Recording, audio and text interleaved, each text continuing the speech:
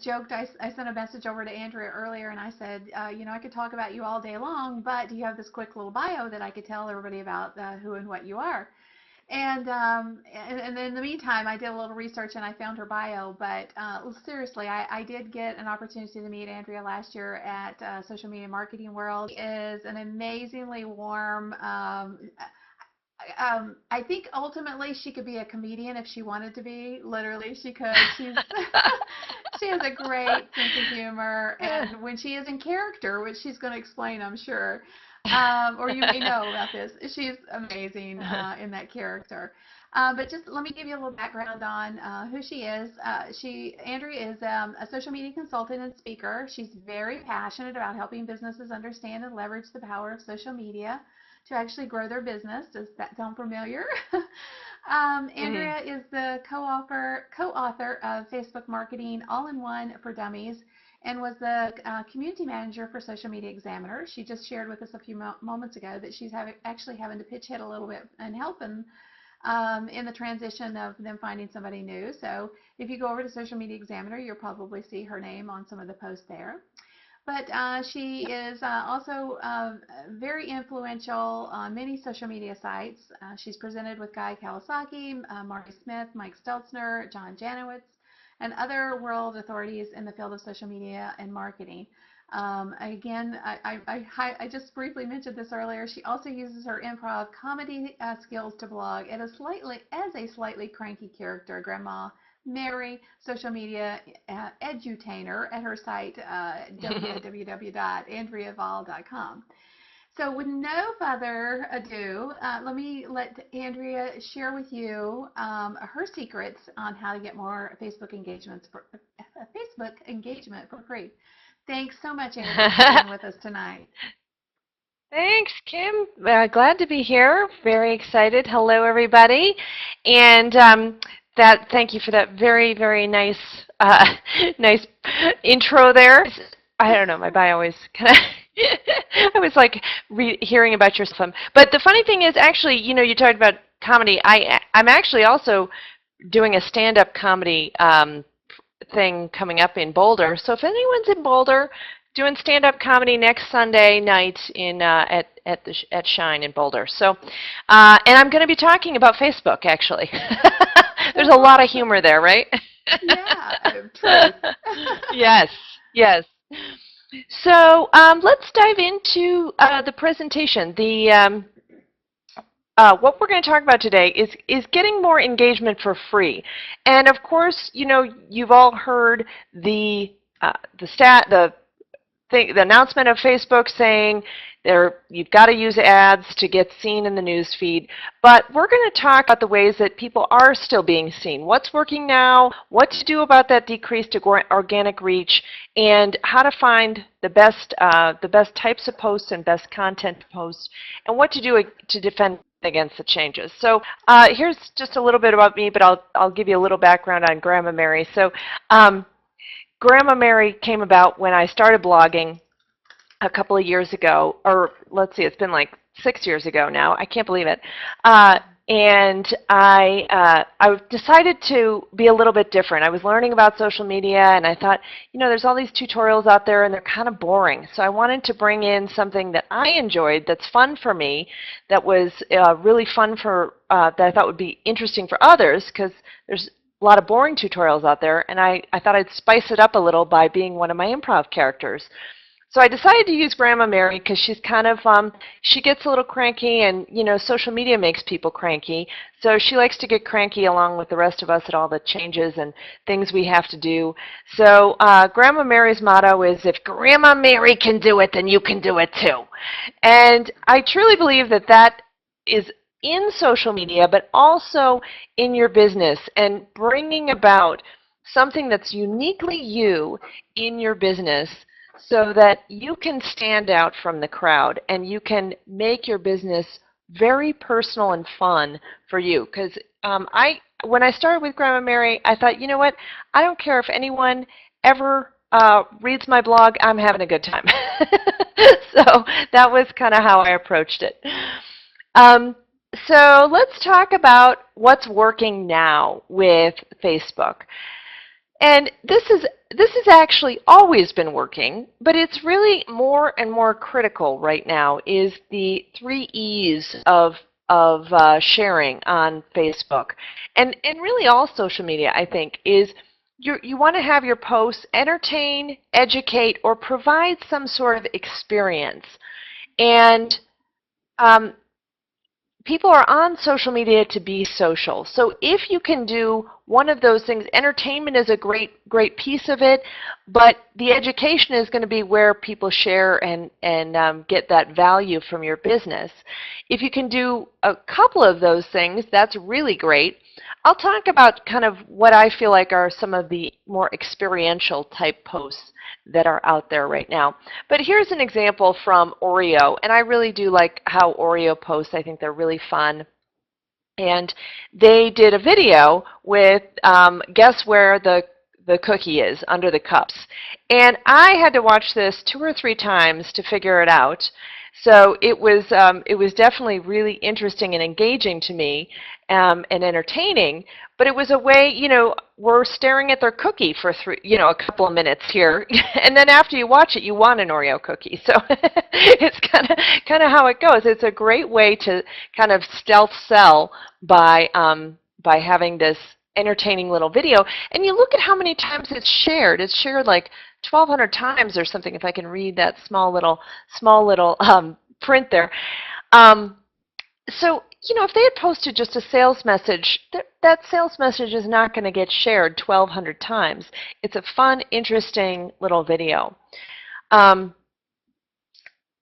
other great examples of the 3 E's are Upworthy. I mean, they are kind of crazy insane with their experiential type posts. And like half of their posts make me cry. So I don't know if that's a good thing, if they, because they just, they're just very much of an emotional experience with them. And so they also get a lot of shares, a lot of comments, a lot of connection with what they're sharing. The other thing that I think Upworthy does really well is that they are always doing amazing things with their headlines. They don't tell you what's going to happen. Watch this guy misspell father at a spelling bee for a beautiful reason. And you don't know what that reason is. You know why would this guy miss father? I mean, that's like the easiest word ever. So, you want to watch it. You're compelled to watch this video. They could just say, here's what this guy did. They don't do that. They are really compelling headlines to have you click over. Iceland Air recently did this post that I loved and thought was really fun, and it was kind of an educational post where they were posting about, but also kind of an experience. So a combination of education and experience, where they're telling you about the weather for the Northern Lights show that's going to be coming up for them. And so they're giving you information in their area. And they're not talking at all about their airplane. They don't even say, fly over here to, on Iceland there to come watch the Northern Lights. They're just providing a service by telling you what the weather's going to be like and showing a beautiful picture of the Northern Lights, and asking their fans to post their pictures. So making it a group experience along with the education. So that's a really good example. This one was recently when Denver was in the Super Bowl, which we all were a little bit bummed about, but that's how it goes. So this was a 7 News channel, and what I loved about this post is that this happened. This quote that Peyton Manning had happened like the day before, and they quickly turned it around into a graphic that was very shareable. And, it's just a really fun picture that people were excited to share. This was posted 18 minutes after I took this shot, and it already had 184 likes and 40 shares. So, it really got amazing engagement. They didn't have to do any sort of, they didn't do any promotion on it, didn't boost it at all. It just got naturally boosted. One thing that I don't particularly like about this, well, I think a tactic that I think isn't working as well as this is the really obvious hit like if you think this is a nice gesture. I think that people are pulling away from that technique a little bit. It still works in some instances, but I think that this would have gotten a lot of likes without the need to tell people to click like for this. So I think it's a matter of preference, though, on how you want to run your your advertising, or I mean your posts and things like that, and what you feel comfortable with. But definitely, I think it worked really well for this, and of course, it was a little bit of an easier sell because it was, to the fans. People are rabid fans. But if you can be topical and entertaining, you can pull out something from the news and really be entertaining with it. It can get a lot of shares as well because people are looking for entertaining current events, current things to talk about on Facebook, and that will help you get shared. Home Depot always does a fantastic job with their educational posts. I mean, they have little craft ideas, have little ways that you can do fun things around the house, and they give you the whole everything you need right in the link there. They show you how it looks, and so it actually does. I mean, it really well. 421 shares, 804 people liked it, got a lot of comments. But another thing I love about their fan base and how they run their page is that you can see there's someone who is just extolling their singing their praises in the comments, and Home Depot replies really fast and quickly to them, and that happens on their page whether it's a complaint or a compliment. So they do a really good job of replying and engaging and connecting with their fans. And I also have an example here from Kim, which I loved this post. So Kim does a fantastic job, as everyone on here knows, on her engagement on her page.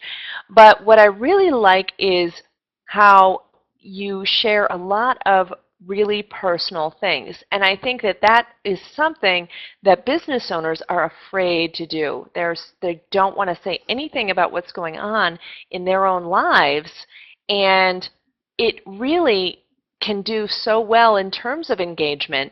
And when you say what's going on in your life, you're quitting diet soda, which I also resonated with because I had to quit my Fresca. I loved my Fresca. It was so delicious.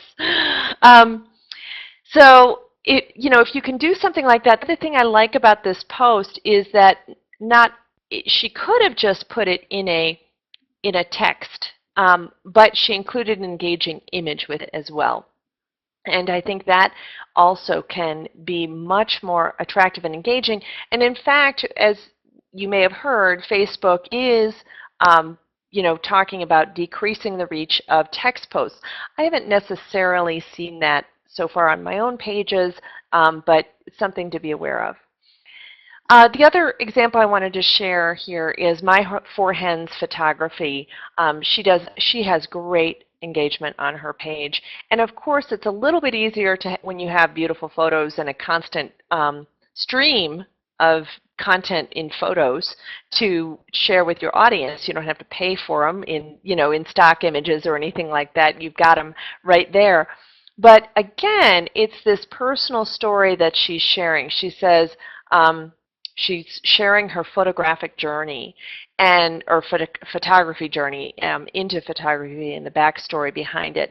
And I think when you really get personal with your audience, you're going to get that engagement.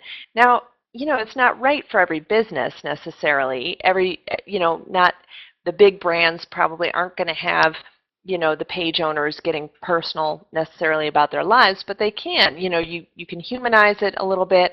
But all I'm saying, if you are a small, medium-sized business, you're kind of the face of your business, Don't be afraid to share those personal details in your life. People say, oh, well, no one wants to know what I had for lunch. But whenever I post something like that, it's one of my highest engaging posts that I have. So it's definitely a good thing to do. Um, and yes, there is such a thing as too much information. It's true. You have to have a line. So let's talk about what's not working. Um, what I think is not working right now is the constantly asking for likes and shares. It's definitely okay to do that every once in a while, but I think that people are a little bit burnt out on every post having a click like if this or click share if that. So I think do this a little bit more sparingly, and calls to action are usually good. But I think you definitely want to just balance that as people kind of get burnt out on some of the techniques that maybe worked a little while ago a little bit better.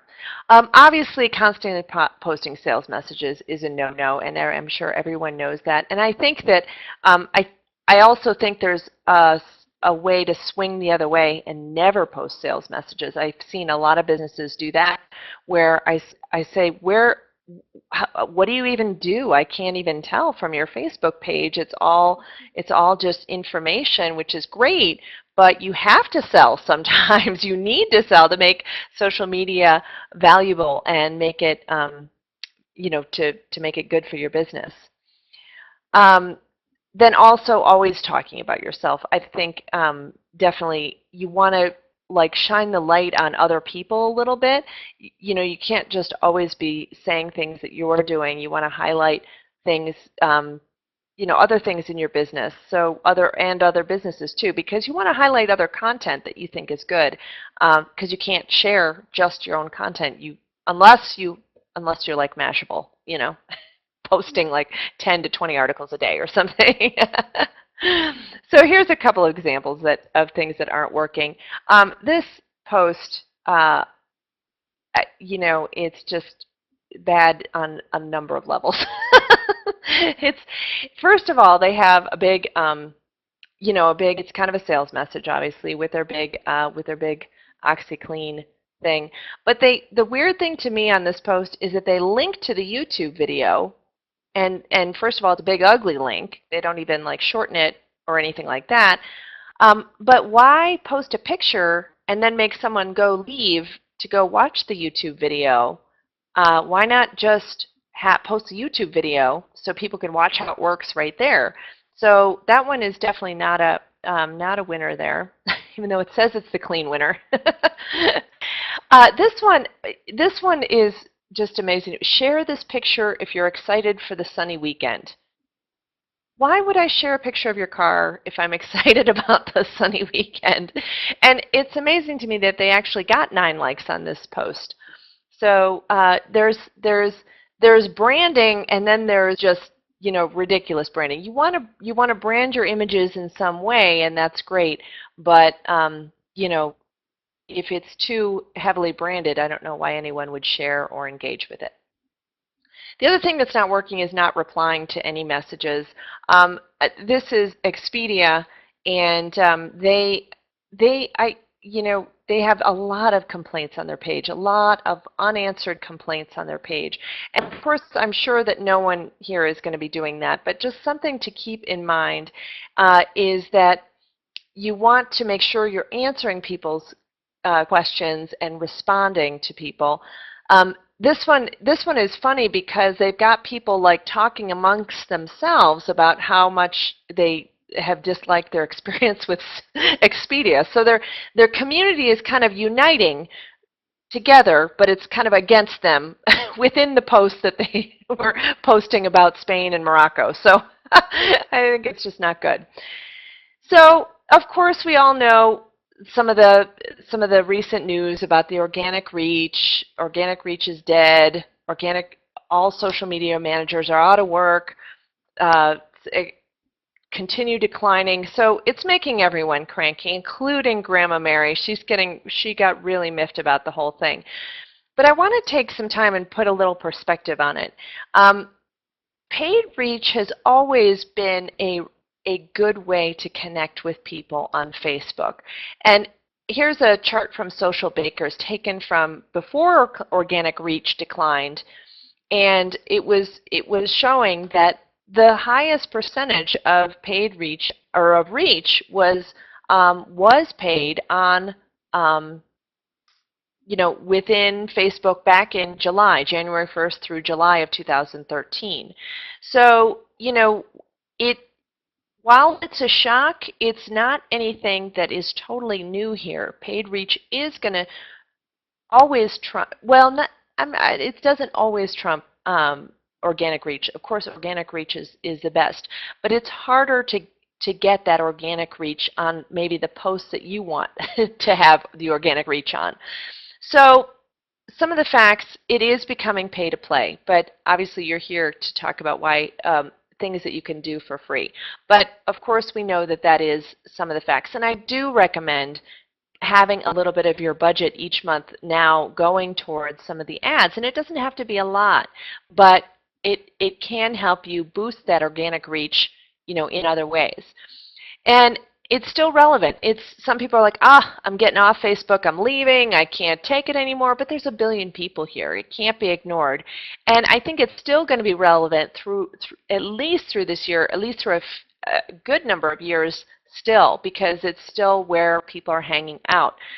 And pages are still getting seen. I did a test on this myself, and what I found was I did a test on, and I have a blog post on this that kind of shows exactly what I did, but I did a post on each one of my sites, and I think the problem with Facebook reach is that we don't really know what the reach is on Google Plus or Twitter, or you can get some stats on what kind of your theoretical reach is, but it doesn't tell you how many people exactly saw that post. So we don't know what the reach is on some of these other sites. So since Facebook's reach is shown to you, it's really irritating when you see it go down. So what I did was I did the same post at the same time across all my social networks, and I tracked the engagement every hour on each site to see, hey, where is my engagement really truly coming from? And this was after organic reach was taking the nosedive, so just to set that too. And of course, my hypothesis was that I would still be very favorably seen on Facebook because that is where I interact the most. So, but I wanted to test it. I said, maybe LinkedIn is where I need to be spending more time. So let's just test it. So I started tracking it, and I tracked it over 24 hours, and I found my total engagement rate on each site at that time, graphed it out, and I definitely saw that Facebook was my highest. Now, Instagram had this huge spike, and you can see that. I'm fairly new to Instagram. I have a very small network there, I think. I don't know how many followers I have, like 200 or 300. It's very small. And I hate to say that because everyone's starting. I don't want to say if you have less than that it's too small. Everyone starts somewhere. And but what I did was I kind of gamed it because I posted a picture of my cat, because you got have to post a picture. And so I did post a picture of my cat rather than myself. So I think I really got a lot more attention than that. So my message maybe on Instagram is post more cat pictures. That's kind of my findings that I came up with there. But what I encourage you to do with this is to really test for yourself, and mine also was kind of gaming the system because I told people what I was doing. I'm doing an experiment. If you see this post, click like, or reply, or +1, or whatever the social site called for.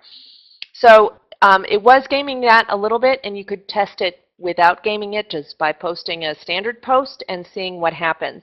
And the other thing that was interesting to me with this experiment is that Facebook had a much longer tail than the rest of the sites. So I did the percentages so it would all be equal on what kind of percentage of engagement rate I got. And you can see, of course, Facebook, Instagram started out real high, but it had a much higher tail over the first 4 hours. So I was still getting seen more often than places like Twitter or Google Plus, which kind of went down a little bit more quickly. The other thing I did test, and I recommend that you would test this yourself, is to test different page post types. And I know that you've got the examples in your Facebook Insights that show what your best page post type is, and that's a great place to start. But that can be a little bit skewed because you may only be posting links, or you may only be posting, a certain type of post or more often. So it kind of ends up skewing the results because that's kind of what you naturally gravitate to. So this was something I did where I spent 5 days and posted only links, only status updates, only photos, and I did 4 posts a day, 3 posts a day, things like that. So I did the testing and found that for me at this time, the status update won. And I don't think that would be the case anymore. I think the photo post would win for me at this point. Here's another example of John Hayden that he did not long after the announcement on the decline on organic reach. He did an experiment where he tried to bump up his reach by doing some different things. So he started posting really short text-only questions. He went, and he has a post on this too. He did some posting during peak hours, posted more often during peak hours, and he did a Caption This timeline photo contest, which I'll talk about in just a little bit too. But I encourage you to do some of this type of testing and say, you know what, how can I get my engagement to take this kind of bump up? What can I do differently? And do some experimenting and see what works for you, because I never feel like there's a one-size-fits-all approach on this. We can't say, here, follow this formula, because every page, every niche is different. So you want to make sure that you are marching to the beat of your own drum or something. So let's talk about some strategies to get more free engagement. And there are a lot of different things you can do. I kind of boiled it down to some of my 5 favorite right now that I think can really give you a bump up, pretty quickly. So one of the things, so I'll go through these individually. I don't want to read them right now, but I'll tell you, kind of what they are individually. So let's talk about posting more often. What I think is working now is having some of these call to actions, but having eye-catching images within your posts. And I'm going to talk about posting. Oh yeah, so I have it in here. Posting 2 to 5 times a day is what I recommend. And I know for some small business owners, and I'd love to hear from you guys in the Q&A afterwards about, or you can just post it right now. Put it in there right now how often you're posting a day, and I'll look at it. I can't look at it now because I get distracted. But just put how often you're posting a day, because I'd be interested to hear. A lot of people I know are posting once a day, and I think just by bumping it up, you are naturally going to get hopefully some more engagement, because you're reaching people a couple of different times and hopefully getting some likes on those posts. Really varying your posts between the types of posts you can post. And I recommend this kind of formula, and again, I said I don't like formulas in general, but I think photo and link posts are doing the best across the board, and then text posts occasionally. Just put those in there to have a real quick, short text post. Think about the share, like, would you share something? If you're going to post it on your page, think about your fans. And would you look at that post and say, that's a post that I know my fans are going to share? So doing that test and asking yourself that question before you post it. And here's something on Social Media Examiner that got a lot of engagement, and I really think it's because it had this big eye-catching image of do this, not that. And it really grabbed people's attention. So if you could have something like that using some sort of image, and there's lots of great image sites that you can use. I like Canva.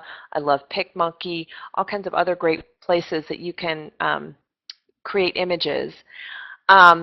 This image happened to come from the link that he was sharing, though, in this. So that was a really nice bonus, and I think it was a really good idea for him to have that in there on his post.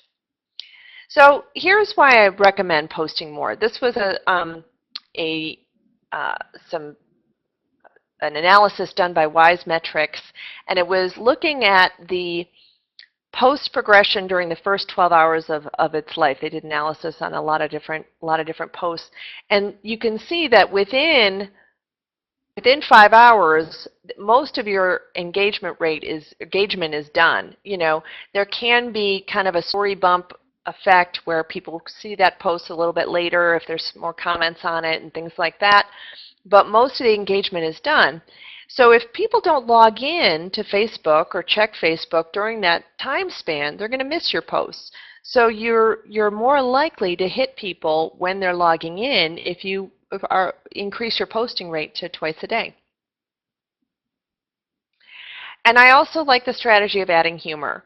Now, I talked about adding experiential posts as well, but I think humor is another thing that you really want to add on your page.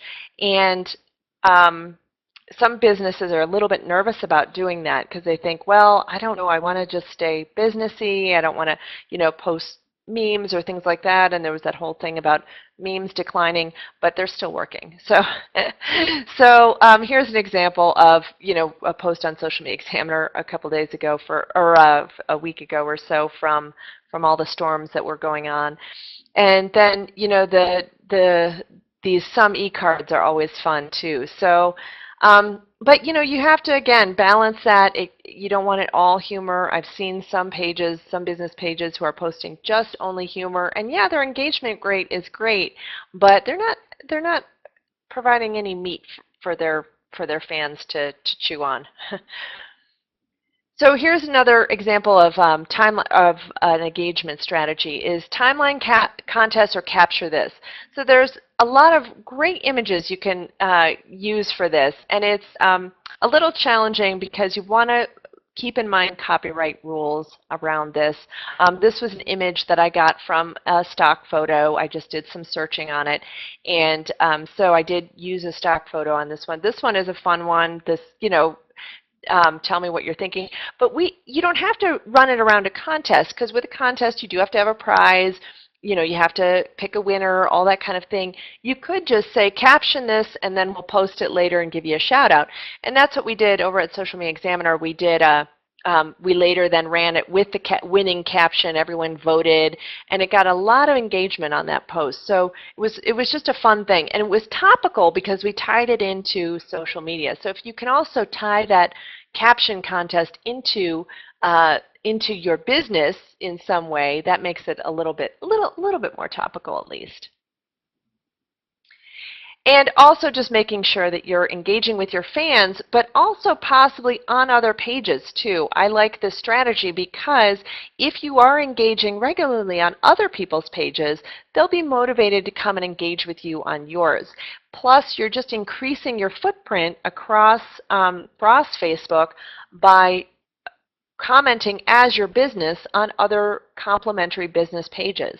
So, for example, this one is Grandma Mary posted something, or I posted I think it was just an image there on how to do something, and you can see Be Blessed Marketing said great timing. She tagged me and said thank you, and then I can like and comment on her reply from there, and also just, you know, engage with her through that. But everyone who then sees my post will see Be Blessed Marketing's name, and, you know, might be curious and click over and connect with that person. But I'm also going to be more inclined to notice that person popping up in my feed more often. Here's an example of raw food recipes, and they comment and like and tag a lot of people within the comment thread. And the benefit of doing that, the benefit of commenting, adding comments, is that you're more likely to then maybe take advantage of the story bump where things get put back into the news feed if they're continuing to get a lot of comments and new comments. So, going back in and commenting and engaging will also be interesting for your fans too, because they come out there, they take the time to comment, and you want to comment back. Promoting through your profile. This is one that I know a lot of business owners don't necessarily want to do. They say, I want to keep my personal profile different, than separate, and I want to not mix those two. And so I know it's a little of a little bit of a feel and what your boundary lines are, but I am a big fan of using your profile, your personal profile, to talk about your business sometimes. And the reason is you show up at a networking meeting or show up at an event as you. You don't show up as your logo. And so people get to know you, and that's who they want to connect with. Is that a lot of people may want to connect with you personally rather than your page. And personal profiles are still the best chance you have of being seen in the newsfeed. So it makes sense to do a little bit of cross-promoting and letting your personal friends know every once in a while about your business. And it kind of brings it up from, oh yeah, that's right, I forgot she did that. I need to use her services, or whatever that may be. And the other thing is, because if you're sharing from your page to your profile, then you are increasing that visibility of that particular post. And then if people share from your personal profile, you're getting the credit over on your page for that engagement. So it's just a really, really good strategy to do that every once in a while. And you can share some of the humorous posts. Why not do that and get that engagement and that connection through there? But also, I do recommend sharing, kind of your more businessy posts from time to time as well. There was going to be one other thing I said about personal profiles, and now I think that's it. Yep. So yeah, so personal. I just really oh, I know what it was. It was if you are concerned about using your personal profile and connecting to business people, you can create lists and groups of people on your Facebook personal profile and only show certain things to certain people. Like I have kind of an inner circle of friends and family that I will share certain things with them, and not my larger group of friends who some of them I know through events and I don't know quite as well.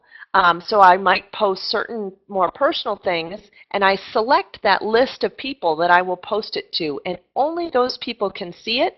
If someone else came to my timeline, they would not see that post if they were not in that group.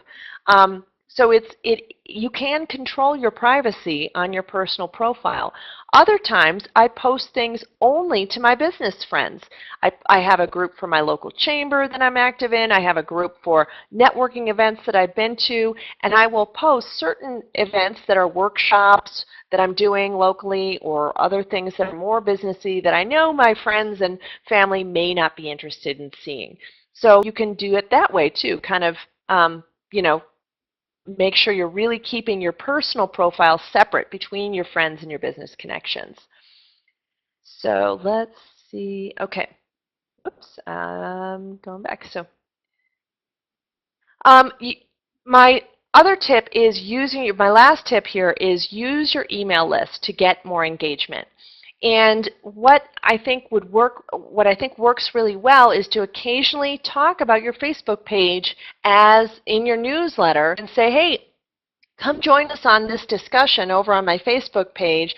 It's we're doing a Caption this contest, or we're doing we're having a really interesting discussion, or you could feature some of the more interesting posts that you've had through the week in your weekly email newsletter if you do one, or a monthly email newsletter. So use that to kind of connect your email list with Facebook if they are not fans of yours. I know some businesses who have very separate entities, like their fans are not on their email list and vice versa. You want to cross promote that as much as possible so that people can see your messages several times and in several ways. They might miss the email, but they see the Facebook post. And they might see the email, but have your sales message be reinforced by the Facebook post. People need to see your sales messages several times before they decide to buy from you. So you want to make sure that you're using that email list well. Now, one thing I love doing if you do have an email list that's not on your Facebook page at all, and they don't seem to kind of go over there and like it automatically, you could run a like-gated contest. And what that means is you have a contest on your Facebook page that's giving something away, but people have to like it to be able to enter. And there's lots of apps out there, WooBox, and again, this is not free, so there are some free contest apps, but I'm kind of getting into the not free right here. But they're inexpensive. They're like $15. I mean, $15. Some of them have free trials. TabSite has a free 2-week trial, so if you run a 2-week contest, boom, that's free. Use that to convert some of your email subscribers over to Facebook. And I like doing that as a method to kind of getting that email list and those fan bases kind of more cross-connected. The other thing you can do is have a custom audience where you're uploading your list of email subscribers as a custom audience, and then you can see how many of those people overlap.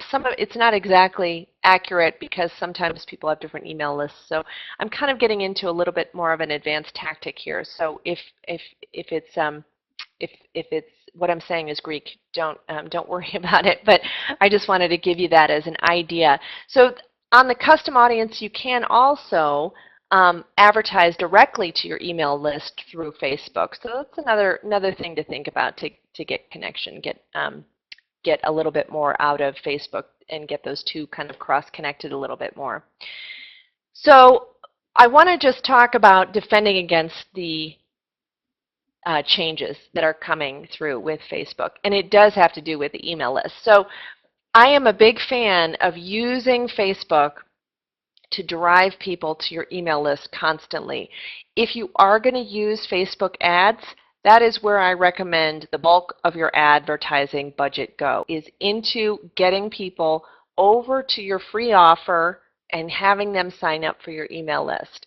Because your email list is really going to be what does the selling for you. And you can find those targeted people on Facebook, get them onto your email list. But even if you aren't going to do any advertising, think about how you're going to get people from your fan base to your email list, because Facebook could make more crazy changes. They could go away tomorrow. They could say every page owner has to pay $100 a month, something crazy like that. And you don't want that to affect your business. So try and get these people over to your email list so you own it. Here's an example of the Girlfriend Life who does almost every single post has a click here to be added to her email list.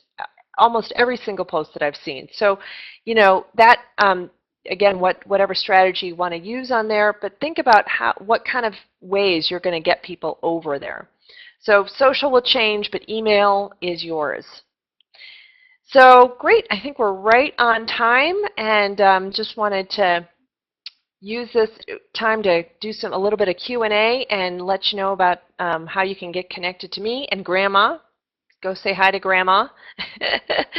But yeah, so oops, am I getting is that my UCam? No, that's okay. That's you. Yeah. We missed that last slide. Oh. Did we get it? Oh. Is it up? Your way to back. Did I stop sharing? Yeah, I think you did. Okay, hold on. Or click shoot. that little share Okay. button. Hang on, is it? Nope. Yeah. I don't know It doesn't say stop sharing. Andrea, the other thing we're going to do is we're going to post all of your ways that people connect with you in our group right after this. Okay, great. So Yeah. no worries. Yeah, for sure, because we want Great. people to be able to be part of your community too. So great. Sure. Okay, I have questions in really kind of 3 categories. The first one is personal. Social media, make it personal. But the questions you asked about making it personal, a lot of people had some trepidation. For instance, about sharing personal information. We had one person say, I'm boring, nobody's interested in what I'm sharing. So maybe you could talk about, and a lot of people are like, I don't know to share, so maybe some of your ideas on that. At the other end of the spectrum are people that think there's too much information. I only talk about certain categories of things. It's unsafe for my children. I don't want people to know where I live. Stuff like that. So what's your thoughts on that? Right. Yeah, and so, let's tackle the privacy situation first, because I think that is a huge stumbling block for a lot of people because, yeah, I've got kids. I don't want, I actually do share probably a little bit. I share things about my kids, some photos of my kids more to like a wider audience than maybe most people would be comfortable with. But you can lock these things down. There's a lot of settings in your privacy area where you can, make everything really, really private. So you're not sharing. You can set things to only me. You can set it so you don't show up in searches. But, I kind of discourage not showing up in searches because, there are going to be people looking for you as a business owner. So I think it is handy to at least have something there that you can point to. The other thing on privacy is just what I was talking about with the lists, and just really, really working on your friends' lists. And if you go to, I'm just looking at, if you click on the friends section on the home page, you can create lists right from there, and you can add people. So you can really just start out by working on those lists. It automatically creates a few of them for you. It automatically creates a local area for you, and you can kind of widen that or decrease that or whatever as needed if you want to reach a wider area, or, have a wider group within that.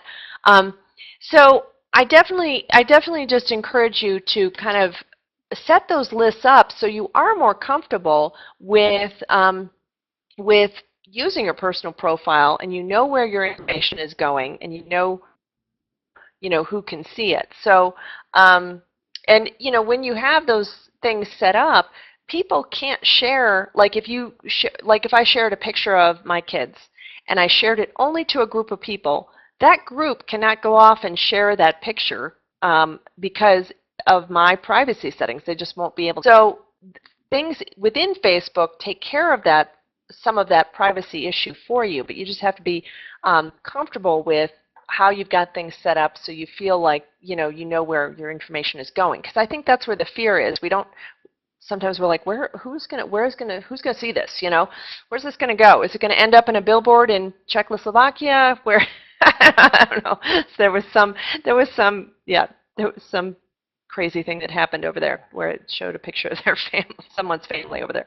Okay. So second question.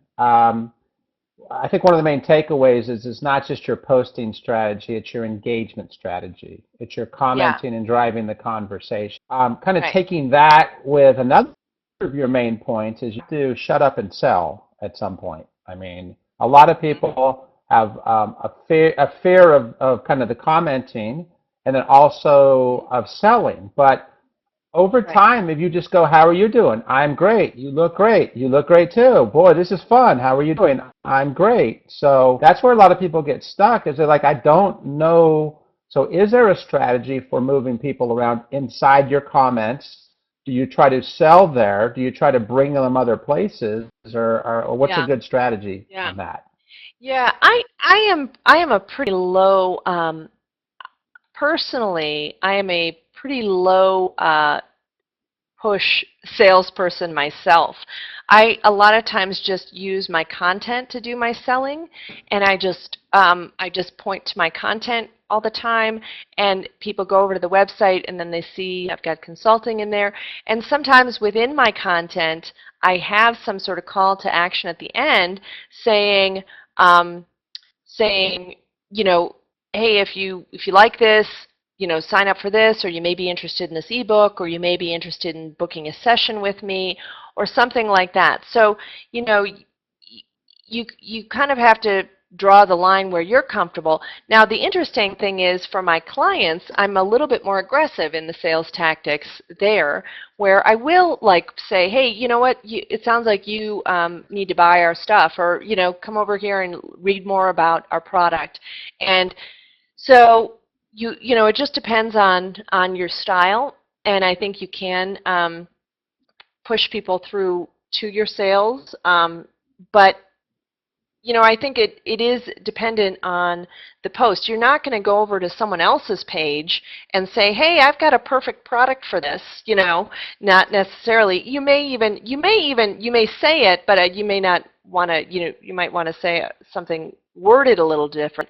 But, when those heavy-handed sales tactics don't always work on someone else's page, you don't want to necessarily use those unless there's a real good reason to. I think one of the other things that we didn't address from before was the whole I'm boring, I don't have anything to say, when you were talking about your personal page. I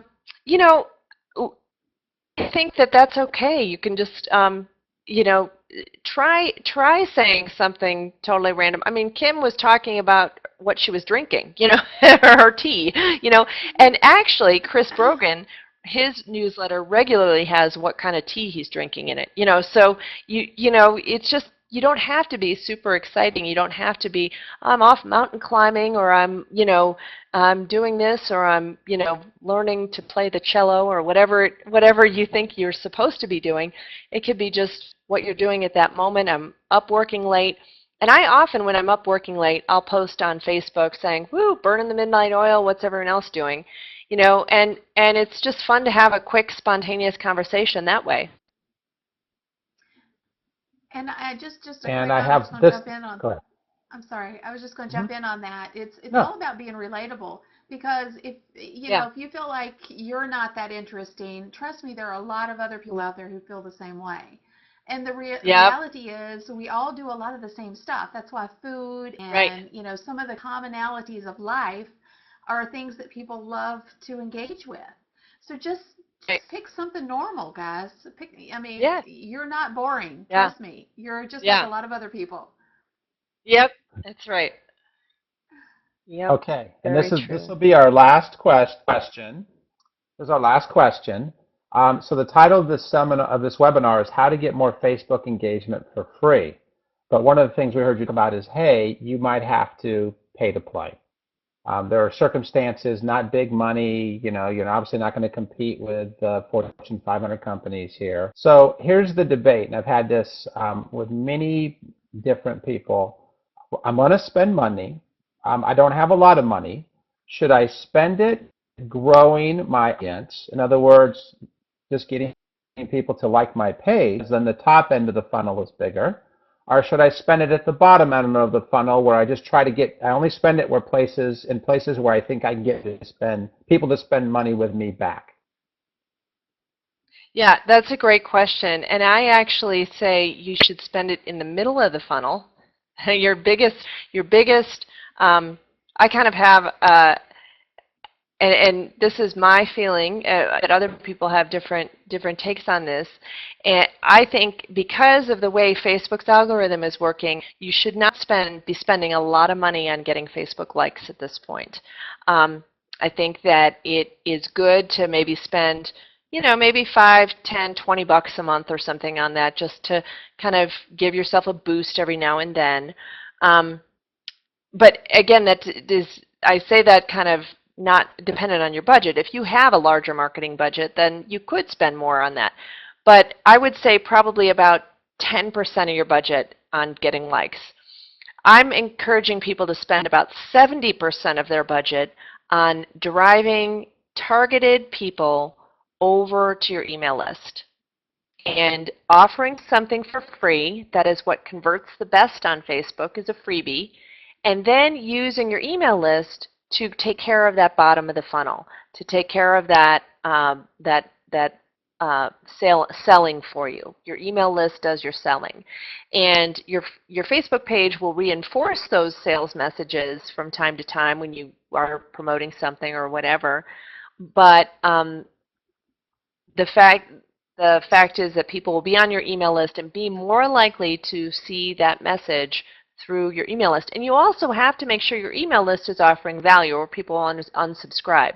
So you want to have the email list, have some, valuable tips for people, giving out interesting things that that they can use, maybe coupons, maybe things like that, so they don't unsubscribe. So you have to have a good email strategy too. Awesome. Well, thank you so much for sharing all of this awesome info tonight. Thank you. Yeah, good. That was fun. It was, and we're right on time too. So time for dinner and all the rest of the time that you have the rest of the evening to spend with your family. Right.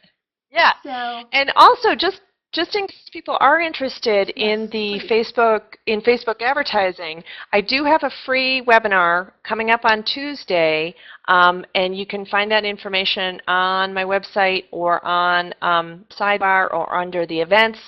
And I think, Kim, you'll have a link too, won't you? Have a link and I'm to going to make sure share. that I post it in our group to make sure that everybody gets that information and can, because I know we lost your slide there, so I'll make sure everybody gets that info.